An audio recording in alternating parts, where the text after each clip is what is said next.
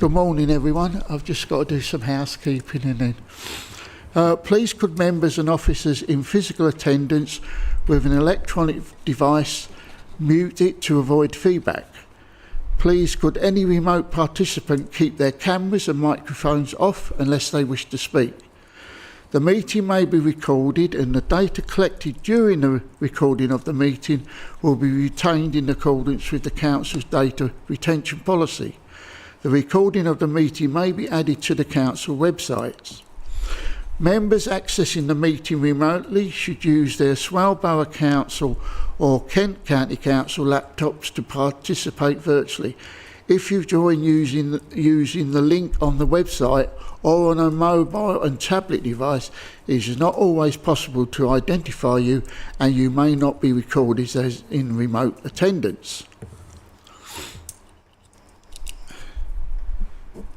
I welcome everyone to the Licensing Subcommittee meeting. Item 1, emergency evacuation procedure. There are no scheduled tests of the fire alarm during this event.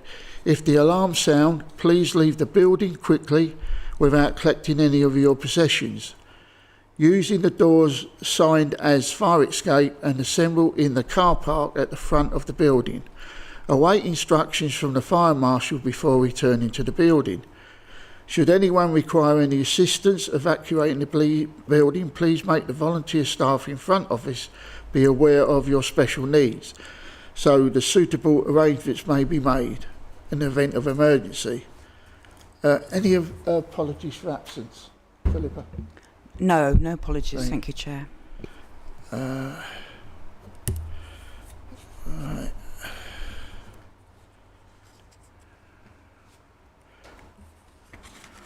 Right. Right.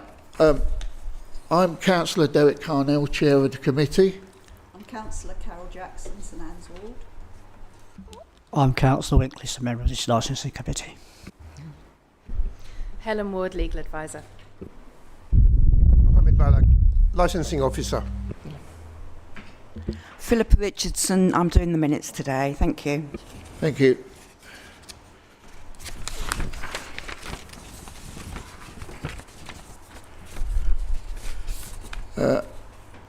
Any declarations of interest? No? Good.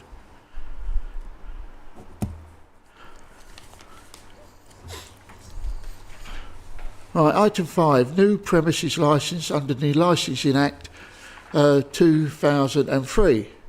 To consider a new premises licence at 44-45 Court Street, Faversham, Kent, ME13 7AP. Can I confirm that all parties are aware of the subcommittee's hearing procedure and that each party has a copy of the hearing procedure? The subcommittee will allow all parties to put their case fully and make full submissions. The subcommittee shall take the form of a discussion led by the subcommittee. Where any person attending the hearing behaves in a destructive manner, the subcommittee may direct that person to leave the hearing, including temporarily. All subcommittee members have pre-read all the papers and any other documents contained in the report regarding the hearing. Please could the licensing officer introduce the report? Thank you.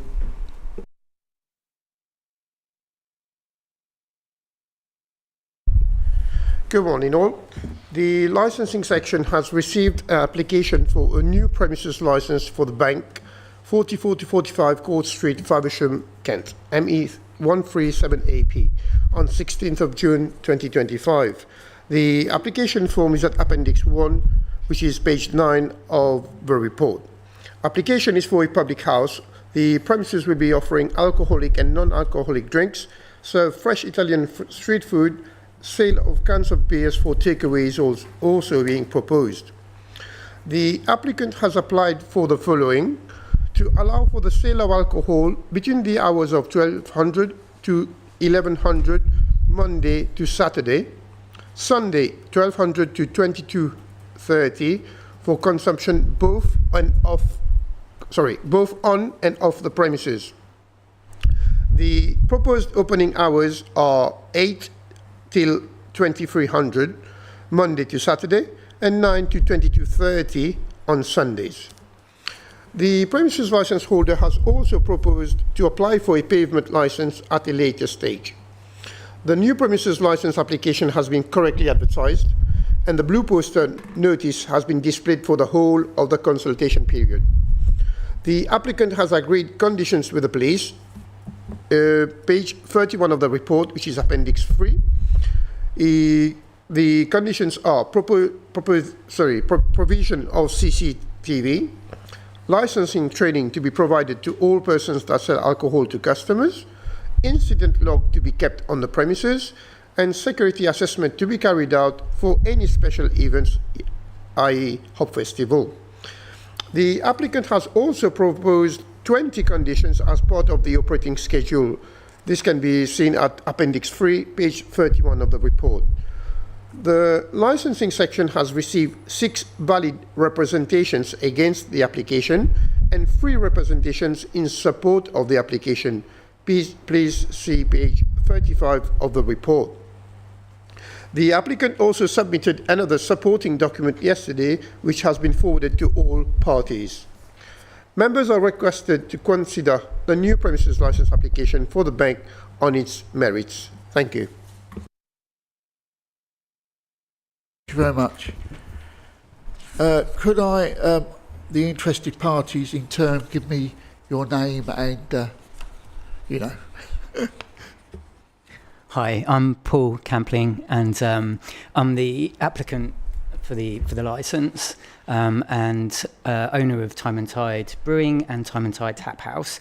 I'm a director as well, and this is my colleague Mark, who's also a director of Time and Tide Tap House, and is also the DPS for the premises in Faversham that we're talking about, and will be the general manager, so the man on site effectively. We thought it was important for him to attend, show his face, but won't necessarily be contributing unless there's anything that comes up or any questions from you guys that you want to know from Mark. Okay. This is Campbell Forsyth, who's the owner of the property, the landlord of the property, and has actual significant vested interest in Faversham as a whole, as there's a number of properties that he has in the town as well. And Cam will be speaking today, if that's okay, after I've given my opening statement. Thank you very much. Would you like to give your opening statement? Sure. Thank you. Okay. So, morning everyone. Thanks for the opportunity to speak to you all today. I'd like to begin actually by setting out the vision that we have for the bank. A venue we're developing with really great care and intention. So at its heart, the bank will be a premium food and craft beer space, okay? Rooted in quality, authenticity and inclusivity. The food offering will be led by Luigi, who's not here today, but he's a fantastic chef with Michelin star experience and Veracci Pizza Napolitana accreditation, which is a global benchmark for traditional Neapolitan pizza. It's a stamp of authenticity that reflects our commitment to doing things properly, using right ingredients, the right techniques, and delivering a genuine experience. To complement this, our drinks offering will centre on modern Kentish craft beer, brewed just down the road by us at Time and Tide Brewing. These beers are really vibrant. They're modern, contemporary, brewed with real passion. We've been doing this for 10 years, and it's been, if we didn't have passion for it, there's no way we'd have kept on with it, honestly. But we've seen the business grow, because it's tough, essentially.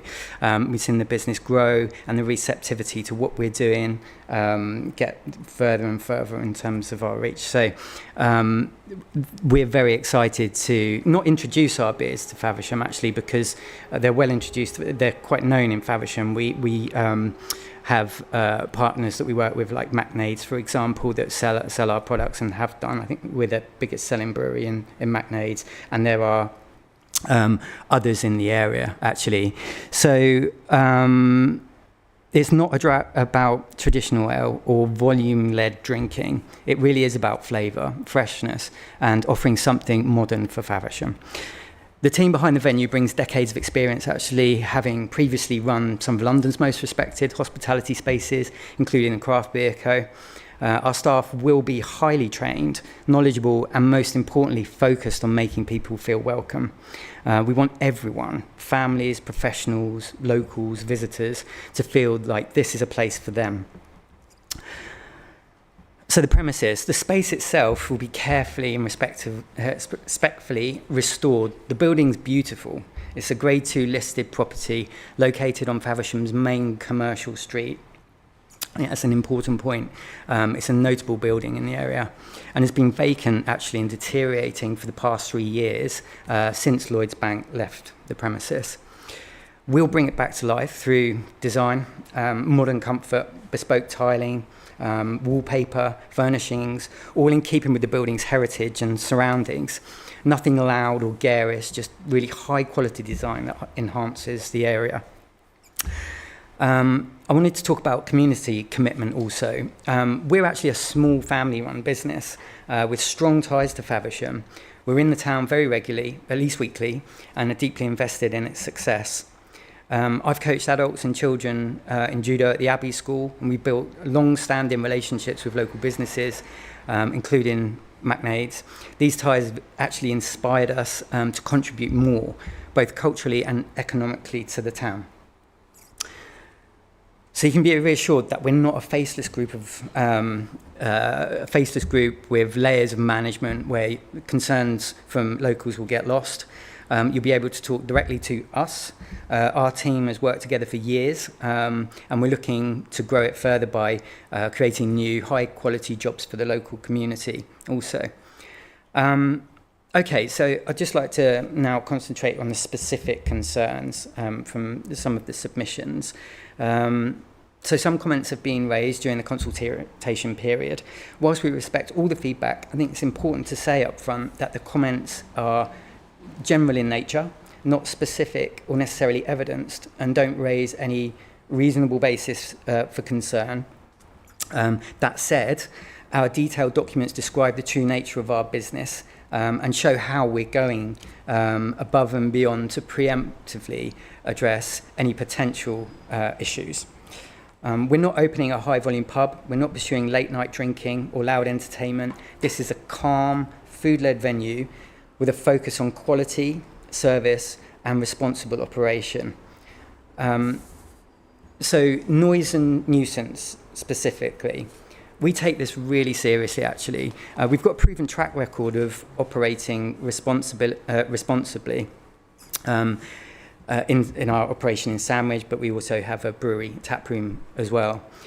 The bank venue will have modest hours, so the licensable hours that we're requesting are from 12 to 11 p.m. Monday to Saturday, closing earlier on Sundays.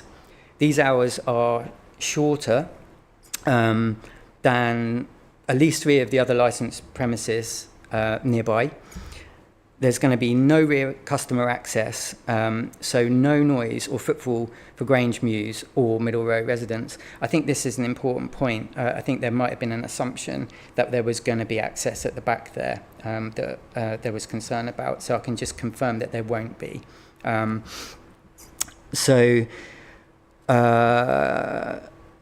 There'll just be low-level background music when we played. We're prioritising conversation. So there's no routine DJs, no routine live music or amplification. We're going to install acoustic insulation, and trained staff are going to ensure that a respectful environment. A dispersal policy will ensure customers leave quietly with signage in place also. Okay. So our experience supports this. In Sandwich, we face similar concerns from neighbours, including an elderly gentleman, actually, who's in his 80s, had a small front garden that backs directly onto our premises in Sandwich. So he was particularly concerned. This is the letter, actually, the late submission, about noise, and this very similar to the concerns that we've seen from the submissions for the bank. The bank venue will have modest hours, so the licensable hours that we're requesting are from 12 to 11 p.m. Monday to Saturday, closing early on Sundays. These hours are shorter than at least 3 of the other licensed premises nearby. There's going to be no rear customer access, so no noise or footfall for Grange Mews or Middle Row residents. I think this is an important point. I think there might have been an assumption that there was going to be access at the back there that there was concern about, so I can just confirm that there won't be. So we just engaged and showed him how we operate.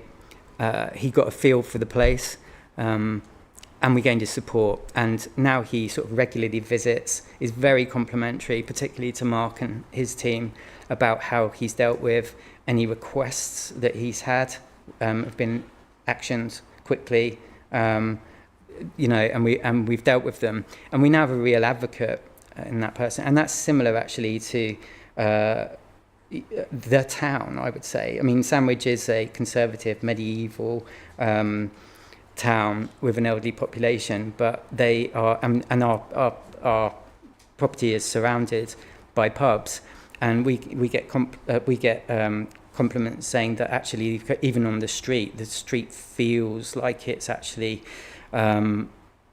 less. It's raised the kind of quality of the street, let's say, and it's a different dynamic. We see families, we see female drinkers with craft beer. We see a much more kind of diverse range of people rather than people just coming out for one purpose, to get intoxicated and with cheap volume drinking, essentially. So the other point was the police engagement and licensed activities. You see in detail from the application how we're addressing the 4 objectives, but in summary, they're confirmed that they're comfortable with the proposal and conditions.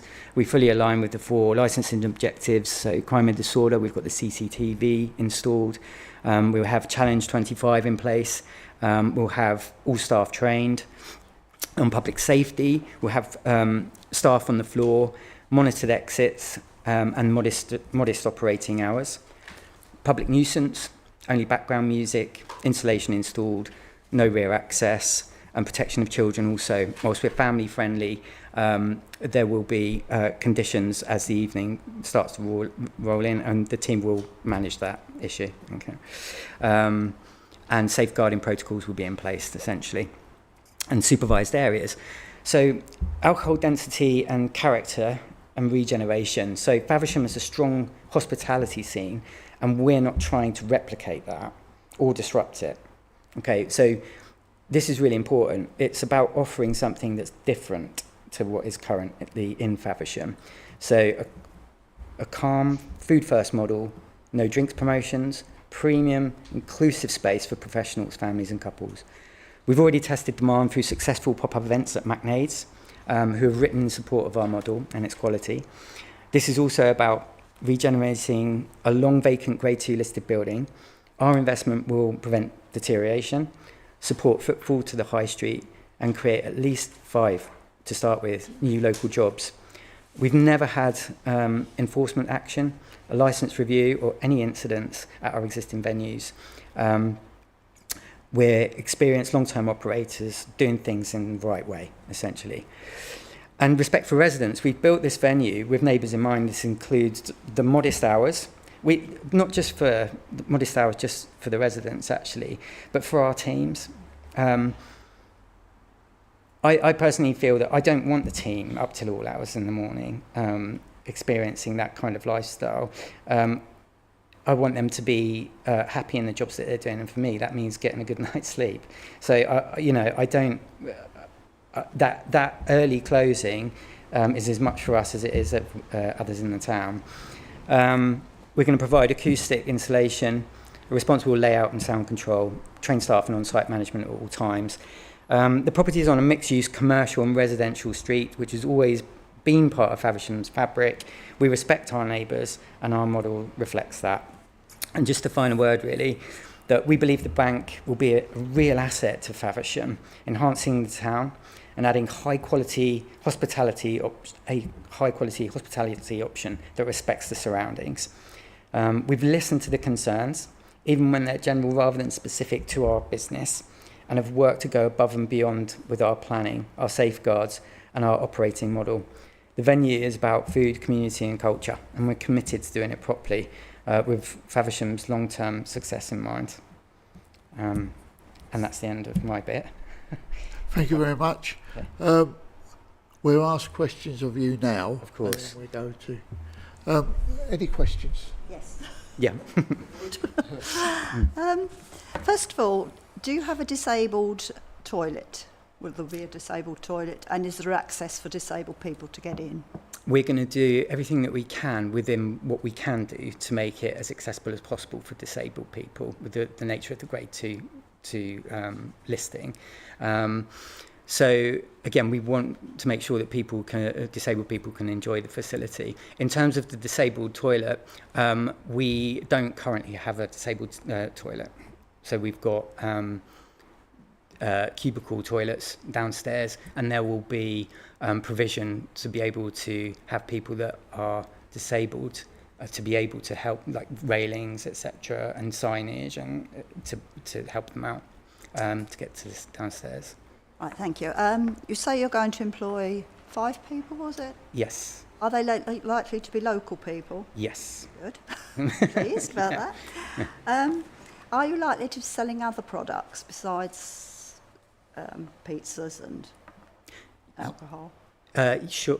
Pizza and alcohol. Yeah, there'll be soft drinks, for example. We are going to be making our own gin as well. In time, we're going to need to figure that out, but we've got friends that are doing that currently really successfully. What we would like to do is to actually bring more of the products that we're involved in. So Mark, for example, is producing biltong as well, which is fantastic, absolutely great stuff. So we want to bring, we're interested in provenance and quality and local, essentially. So we'll be sourcing, and we've got great partner, McNays are absolutely brilliant at this, and Stefano's become a friend, and he will be able to guide and help us on that front also. But yeah, soft drinks, alcohol, gnocchi, as well as the pizza. I don't know if you like gnocchi, but Luigi is adamant that that's going to be the next big thing. So. And final question, how would you put your price range? Are you the Wetherspoon end, or are you the upper end? I get the short answer would be upper end, but there will be a point at which people is accessible prices for the products that we do. So we're not a greedy company, never have been. Our GPs are actually pretty low. And part of the reason it's been tough, I would say, is because we're trying to make world-class beer, which we're having some success at doing.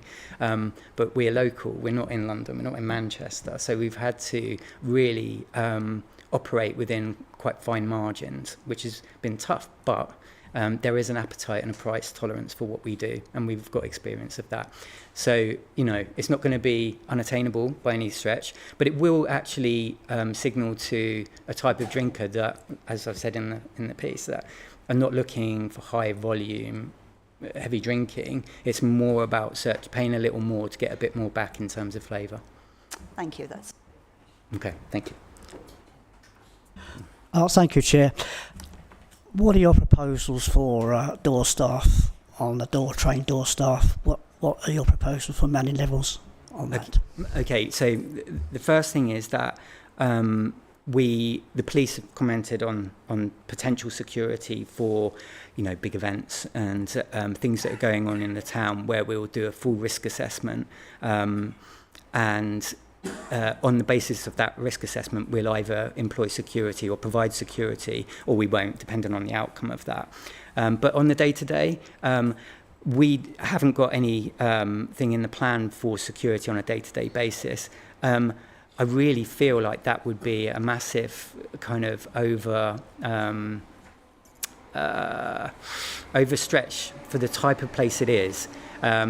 And the reason I can say that with confidence is Sandwich, effectively. When you look at our peak times, for example, it's between 6 and 7 in the evening, and you see a bell-shaped curve with the occupancy in the building.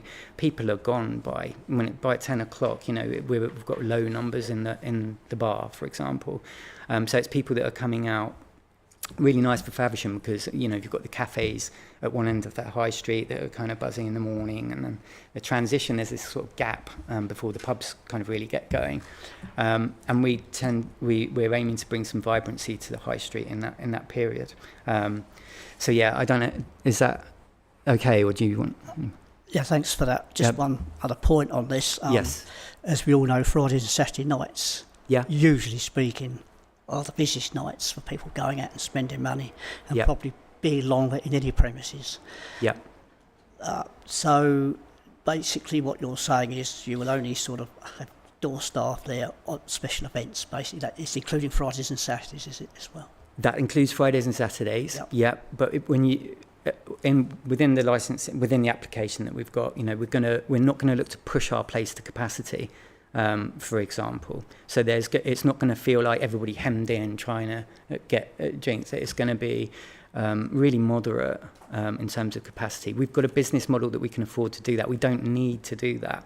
We've got a brewery, which makes things means that we can take choices like that, which we will do. Okay, thank you for that. No more questions. Thank you. Thank you very much. I've got one question. At the side of the bank, you've got the alleyway that goes down to where the residents. Yes. Now, when people leave, you've got no control whether they go down that alleyway Yes. and along where the residents live. Yeah. So it's just hopefully that when they leave you, they should be drunk that time of evening, and Yeah. they've got a full belly and they just want to go home to bed. Yeah, that and I would say that. So I think that our staff will manage that situation on dispersal, and they're going to be hot and drunk and disorderly anyway, and they'll be trained in early intervention. So we're not expecting. And again, with Sandwich, it's actually rare that we see that problem at all. Basically, what we find is in our experience of running the place, the people that are coming to get really drunk, they look at our place and they go, that's not really for us. It's just not, doesn't give out those vibes at all. So what we tend to get is, as I say, families, professionals, those that aren't going to be stumbling out the door. They'll be coming out the door smiling and chit chat and disperse. That said though, on the alleyway, we think we've got an opportunity to improve the current situation by installing, there's no CCTV in that alleyway at the moment. We feel that's an area that we could actually enhance that situation for people by installing CCTV in that area. Thank you very much. Helen? Thank you, Chair. I just have the one question, just to clarify about external areas. So you've indicated that you may apply for a pavement licence, Yes. and that would be determined at that time. But the only external customer areas is at the front of the premises, is that right? Or That's right. there's no more No more back at the or back, anything like that? nothing at the back. Thank you very much, Chair. That was my only question. Thank you. No more questions from anyone? Would you like just to summarise on your closed... Oh, sorry, Oh. Mr. I nearly forgot you. Oh. Hello. Okay, sorry you've joined us late. What we do, Hi. that's sorry. what we've done, we've asked some questions from the applicant, we have, and then we're just going to speak to, is it Mr. Yeah. Yeah, yeah. So, Mr. Forsyth, would you like to speak? Thank you. I do hesitate in speaking because Paul really has covered everything, but because this is so important, I think it's worth us doing our best and give you a bit of context as well from my perspective. My wife and I own the property, and we've owned it for 3 years since Lloyd's left the building empty. I would just say at the beginning that in those 3 years, it's been difficult. The retail market is difficult. This is a listed building, and we've already invested significant money in the fabric. And actually, to the point you mentioned, a very fair point about the cut-through, the very historic cut-through in the town. I guess there's a couple of points. Being a resident, we actually live on Middle Row as well, so we do know the area very well. These are our neighbours. Is that the 3 car parks that people park in are in the opposite direction. So there would be no reason, I wouldn't say people couldn't, but there'd be no reason to go through there. And the main residential areas are also, there's no reason to go through that. It doesn't make it shorter. I guess the second thing is that we've already taken what was a fairly derelict alleyway, repainted it, and done all this to make it more respected, and people tend to respect areas. And the final thing is there's no lighting in it at the moment at all.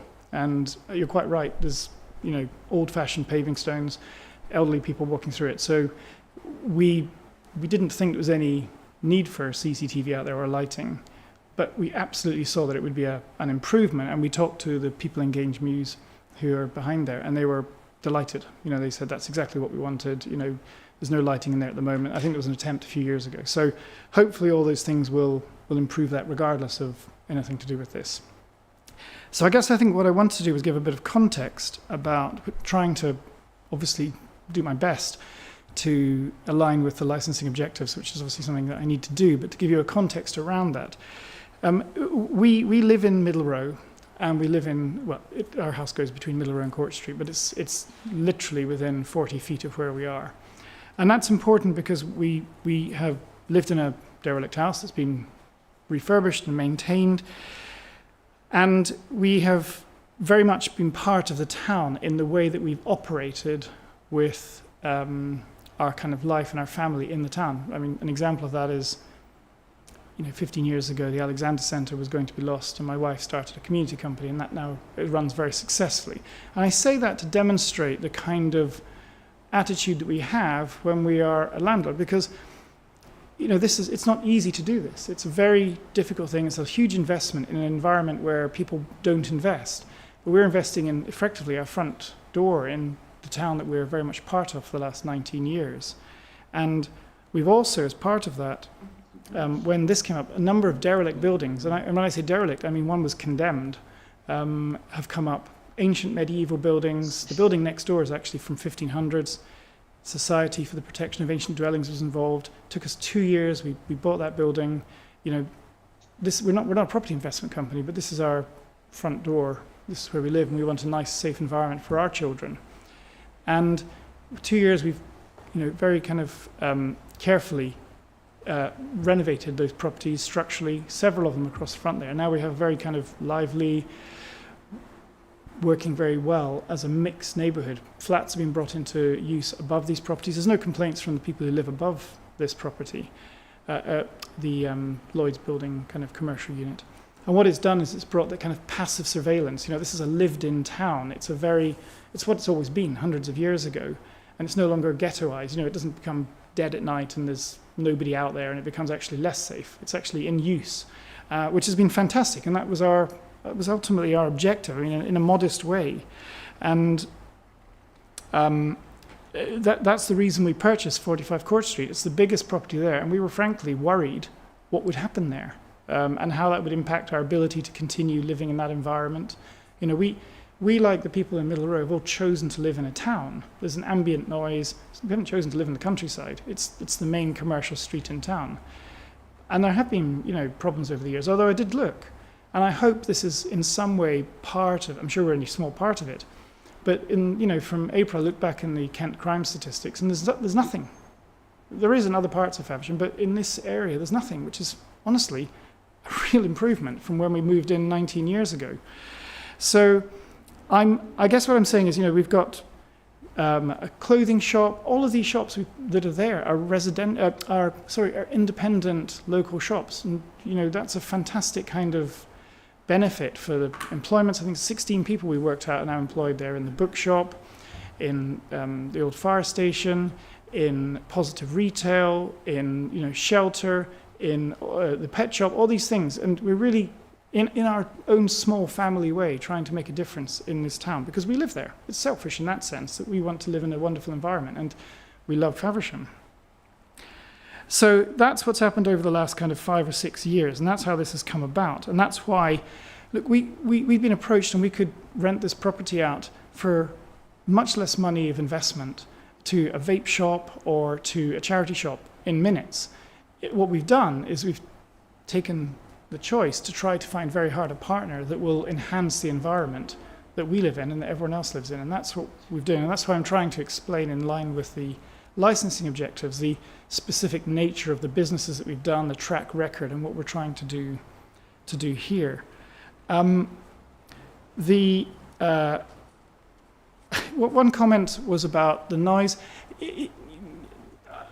Obviously, we don't think there will be any noise, and we've put in the fact that we've actually been in touch with the council, and we're going to put in the original sash windows along the front of the bank so that they can be opened and can be naturally ventilated. And that means we don't have to open the windows at the back. They won't be open. So there'll be no concern. I can understand, there's a slight concern there, but I don't think that there's any basis for it. But even if there was, it doesn't matter. We've taken that view that we want to work with our neighbours, effectively, with the community there.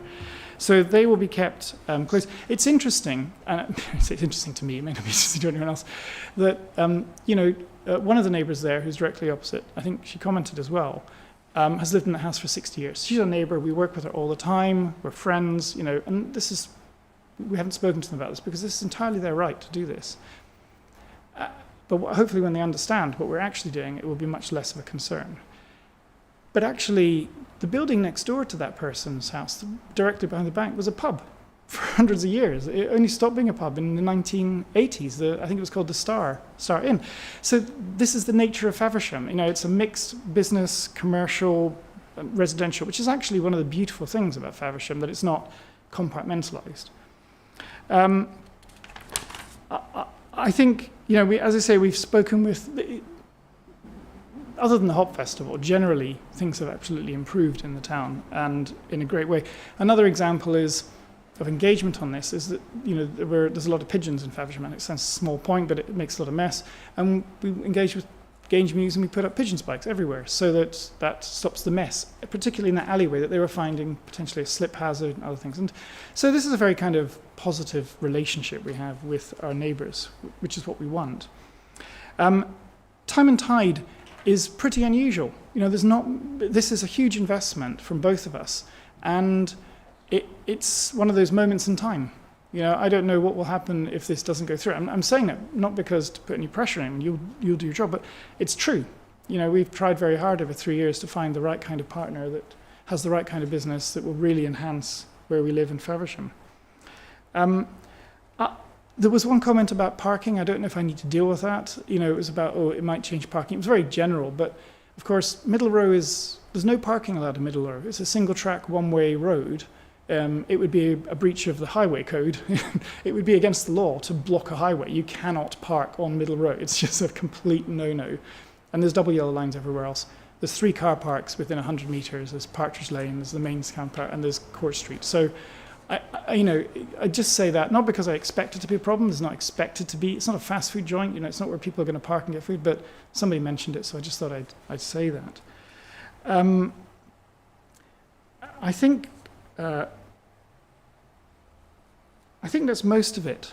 I'm not sure there's much more I can say. The only thing I would say is that, the government has recognised in its statement, I think it was only a few days ago, I noticed on the BBC website about the difficulty, the reduction in, the importance of this kind of... And actually, Faversham and I believe Swale in their town plans recognise the importance for this kind of mix of business to create a vibrancy in the towns. And the new legislation, which they say will come out in the autumn, will obviously reduce the requirements significantly by the look of it.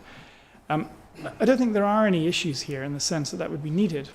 But what it does mean is that this is something that I think will be a huge positive.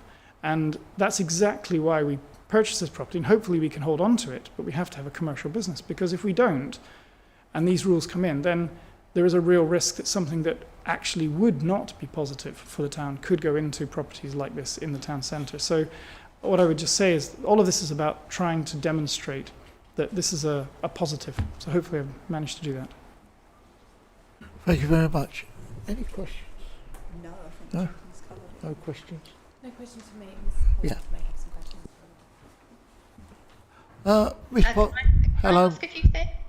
Miss, hello. Would you like to make your statement, or? Thank you. Just a few questions I would like to ask on behalf of some of the residents. They've asked me to sort of come today. Just a couple of things that I've picked up on about it's not going to be fully inclusive for wheelchairs users if they can't access the toilet. That worries me. Could you explain where you've said that they're going to need support to get downstairs, but if it's a wheelchair user, how's that going to work?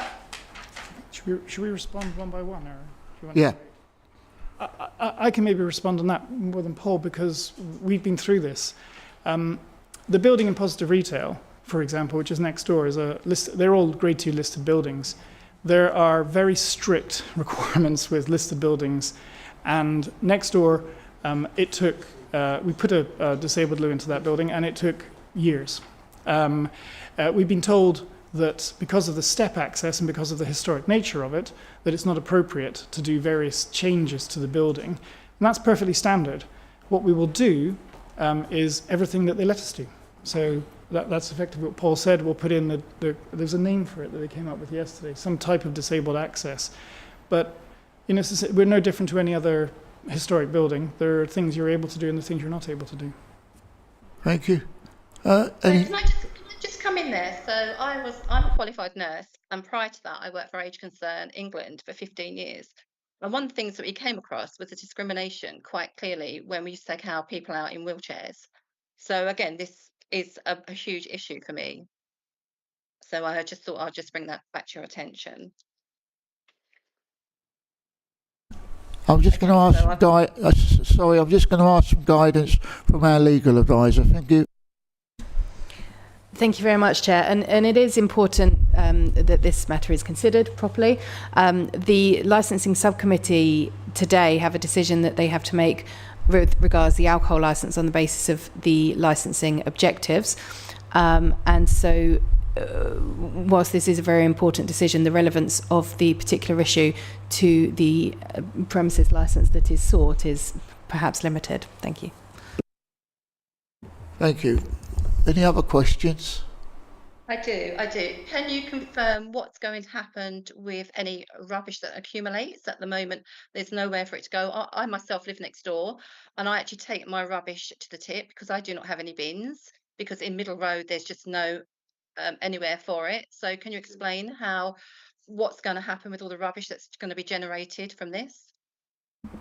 I can maybe take the first part and then Paul can talk about the specifics.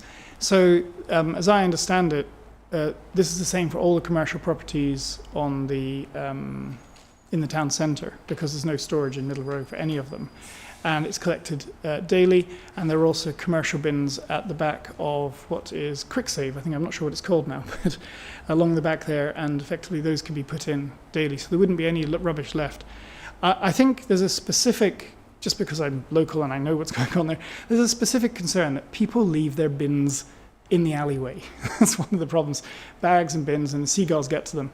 And one of the problems is that there's no management of that. And that is very much an issue. They're not meant to be kept there because there is a specific location they're meant to be left for bins on a particular day. So the problem isn't so much that there isn't a solution, it's the fact that people aren't complying with the requirements. That's actually more residential than it is commercial. As far as I know, there's no problems with any of the commercial because they're obliged to remove it daily.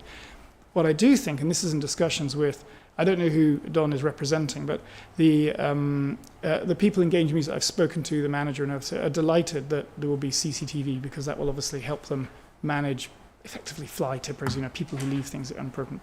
So I think that's generally the point, but Paul may have an answer on the specifics for his property. I agree with that. Oh, sorry, don't interrupt. Go on. No, go on, Dawn. No, so I absolutely agree with that. It is an issue, that alleyway, and I've had the pleasure of seeing some rats go up there, which isn't actually very nice. And I actually put a note up myself recently asking people not to put rubbish down there unless it was their bin collection day. It doesn't work. So I just thought I'd bring that up to your attention. It's a good point. Yeah. And I agree. The CCT would be amazing. And before I go on to any other questions, I actually want to say, I've had my place in Faversham for 4 years. I absolutely love living here. It's a nice community spirit. I like the hustle and bustle outside. So I'm not here to object to those sort of things. There's just some issues that I've been asked to raise by my fellow neighbours. That's all. Can I carry on with any more, or? Can you just wait a minute so people have got a chance to answer? Thank you. Sorry, thank you, Yes, Chair. And just to clarify, Ms Pollard has made a representation on behalf of herself and also on behalf of Elizabeth Callop, her neighbour, but we haven't been notified that she is speaking on behalf of any of the other neighbours. Thank you. Would you like to? Do you want me to just add to it? But I Yeah. think it's probably been dealt with, it seems like, on the bins front, but just on the other, we would just, we comply with all of that. We don't want a smelly eyesore outside our building or proximal to our building either. We don't want to see rats. We've got the CCTV, as you say, happy with that. But for example, if there was a problem with collection for whatever reason, then we have space within the building that we can temporarily house rubbish so that we can get it out in a time that is very close to the pickup times when it does come about. But the ordinary day-to-day course of business, as Cam said, really, we're just conform with as the other businesses are doing it, except for we would stick to the actual the plan to make sure that we're not causing an issue as far as that's concerned. Any more, Miss Pollard? Yeah, you brought up that in your other venue, you backed onto a neighbour's garden, and that wasn't an issue, which is amazing, to be fair. My concern is that you've said that you wouldn't open the back windows. However, on the plan layout, I believe the bar area and the kitchen area is actually on that side of the building, and I can't believe that in the hot weather that you wouldn't be opening these back windows. Shall I I'll take that one. And sorry, Yep, and the that's sound, obviously the sound and the music coming through. And if I just say that number 6 is opposite that, and it's just a few feet away. Yeah. Sure. No, that's okay. So they won't be opened. Absolutely won't be opened. And the reason that they won't be opened is that if these massive sash windows at the front, they're huge, and we're really excited about having those back. It's going to be incredible. So they will do the job. If they don't do the job, then we will get in temporary air conditioning units, for example. That will give us a temporary bump in terms of the temperature inside. But we don't anticipate really needing to do that, honestly, because we think it's going to be well ventilated. We're really well aware, Dawn, about the making sure that we go above and beyond to not impact the residents on Middle Row. And this is one of those solutions. We made a decision as a team that actually we could open those windows. Potentially we could open those windows. We decided that it wouldn't be the right thing to do because, so even though we're not anticipating loads and loads of raucous noise inside, this is why I say we perhaps could have done, but we've decided not to do that. Thank you very much. Any more questions? My only thing to that is you can't soundproof windows, but hey ho. No other questions. So I missed. Thank you very much. Yeah.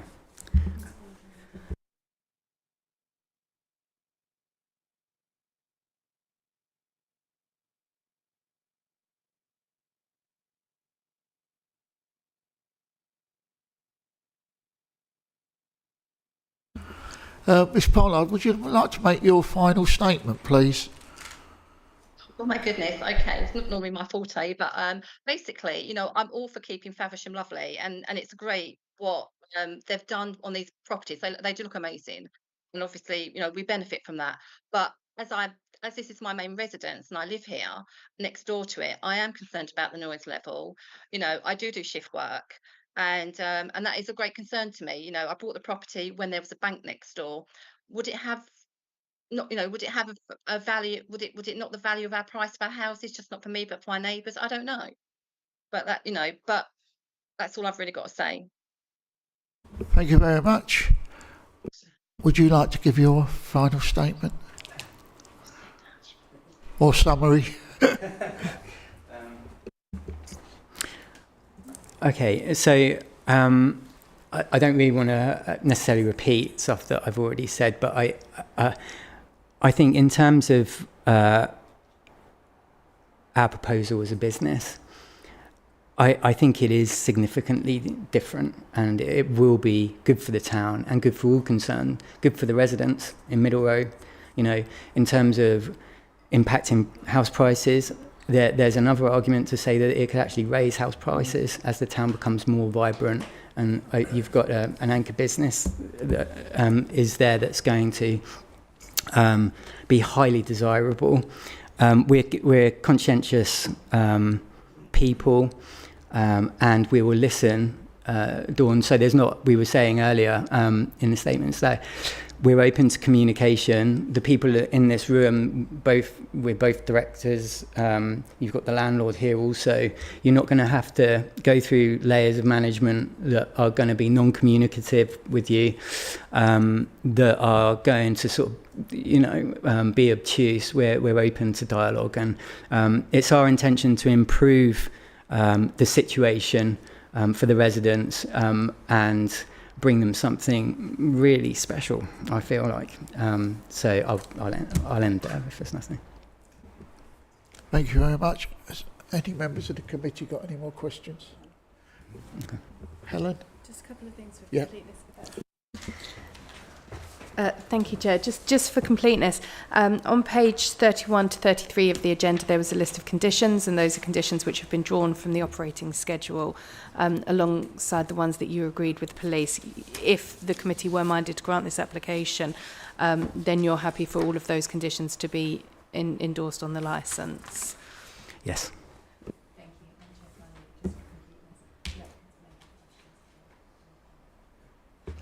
Have you got any questions, Don Pollard? No? Just one. If after the situation, regardless of the outcome, please feel that you can approach us with anything else. Okay, that's fine, thank you. Thank you very much.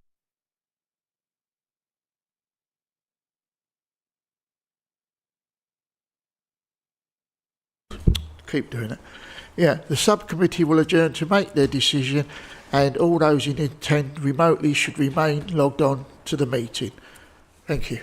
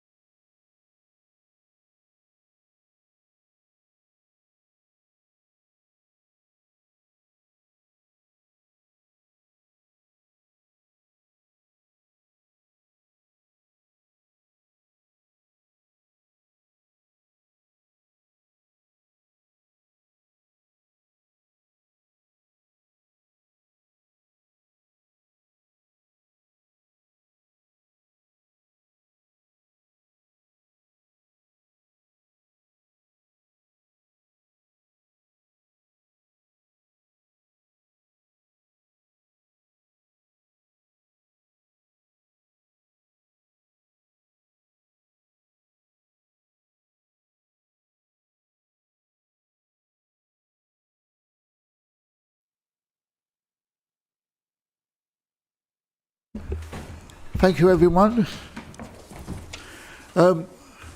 We grant the application as applied for, which includes all conditions on pages 31 to 33 of the agenda. Written decisions will be sent within 5 days. That includes information on how a party can appeal. So that's the decision of the committee. And we wish you all the best. Thank you very much. Thank you.